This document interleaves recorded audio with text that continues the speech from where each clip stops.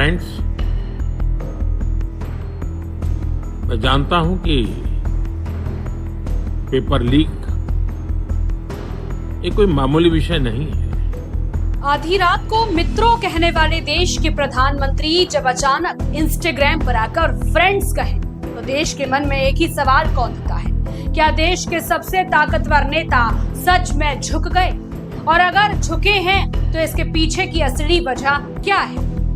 नमस्कार, मेरा नाम है आयुषी गौड़ और आप देख रहे हैं फोर्थ पॉइंट न्यूज।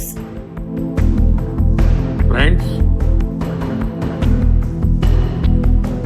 ये सवाल महज एक राजनीतिक जुमला नहीं है, बल्कि ये उस शख्स के बारे में है जिसकी पूरी राजनीतिक छवि इस बात पर टिकी है कि न हम झुकते हैं न हमारी सरकार झुकती है। याद कीजिए, जब लाखों किसान 13 महीने तक दिल्ली की सीमाओं पर डटे रहे, जब ठंड, गर्मी और बारिश के बीच सैकड़ों जानें चली गई, तब भी सरकार ने दरवाजा बंद रखा। जब देश के लिए मेडल लाने वाली बेटियां जंतर मंतर पर घसीटी गईं, तब भी सिस्टम खामोश था।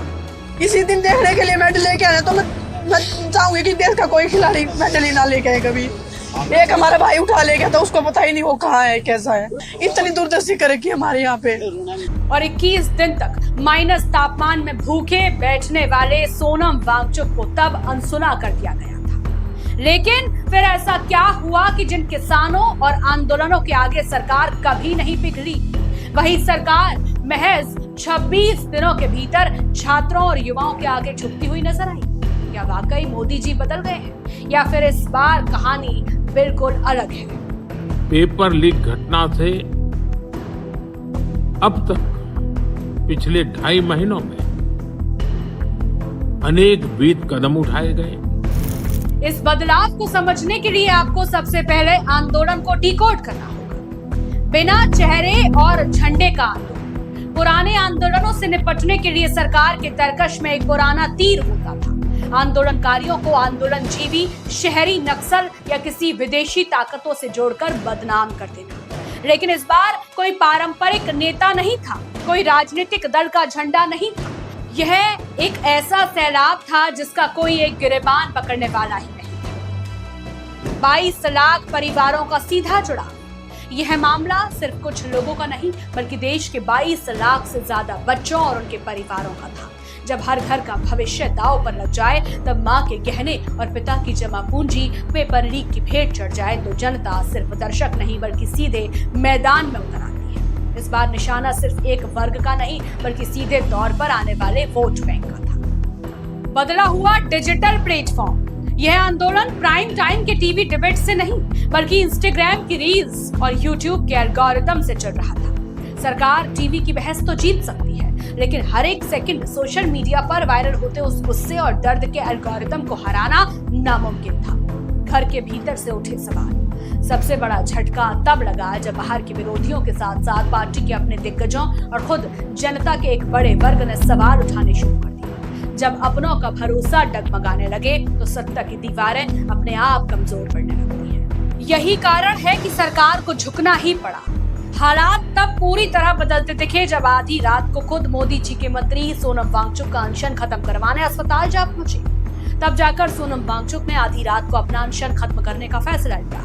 खुद जेपी नड्डा और जितेंद्र सिंह ने अपने हाथों से जूस पिलाकर सोनम वांगचुक का अनशन तोड़वाना। लेकिन क्या यह जंग पूरी तरह खत्म हो गई? नहीं। अभिजीत दीपक ने साफ कर दिया है कि सोनम जी की हमारे देश को बहुत जरूरत है और मैं उनके अनशन खत्म करने से बेहद खुश हूँ। उन्होंने सोनम वांगचुक के स्वास्थ्य और राष्ट्र के लिए उनके योगदान की सराहना तो की, लेकिन इसके तुरंत बाद आंदोलन के रुख को स्पष्ट करते हुए दो टूक कह दिया है कि जब तक केंद्रीय शिक्षा मंत्री धर्मेंद्र प्रधान अपना इस्तीफा नहीं दे देते, तब तक ये प्रदर्शन जारी रहेगा। देश में शिक्षा और विभिन्न प्रशासनिक व्यवस्थाओं को लेकर लगातार उठ रही मांगों के बीच यह बयान बेहद अहम माना जा रहा है। प्रदर्शनकारियों का यह साफ संदेश है कि वे अपने मुद्दों से पीछे हटने वाले नहीं और जब तक उनकी मुख्य और अंतिम मांगें पूरी नहीं होती, तब तक लोकतांत्रिक तरीके से यह संघर्ष और विरोध प्रदर्शन यूं ही जारी रहेगा। तो सवाल ये है कि क्या मोदी जी सच में झुके? अगर आप गहराई से देखें तो यह पूरी तरह झुकना नहीं बल्कि एक सोची समझी रणनीति लगती है। सरकार ने छात्रों की कुछ मांगे माने, कानून और संवाद का रास्ता चुन लिया, लेकिन अपने मंत्री का इस्तीफा नहीं दिया। यानी कुर्सी की धुरी को बचाते हुए जनता के गुस्से की आग को शांत करने की ये कोशिश की गई। किसान आंदोलन में 13 महीने लगे थे, यहाँ सिर्फ 26 दिन में जवाब मिल गया। लेकिन जंग अभी थमी नहीं है, कागजी बिल और वादे आ रहे हैं। पर देखना यह है कि क्या यह तूफान आने वाले संसद सत्र में और तेज होगा या ठंडा पड़ जाएगा। बहरहाल आपकी नजर में प्रधानमंत्री का यह अंदाज क्या था? एक झुकाव, एक समझदारी भरा फैसला या राजनीतिक कूटनीति? हमें नीचे कमेंट सेक्शन में जरूर बताइएगा। और अगर आपको यह विश्लेषण पसंद आया हो तो वीडियो को लाइक करें, चैनल को सब्सक्राइब कीजिए। नमस्कार।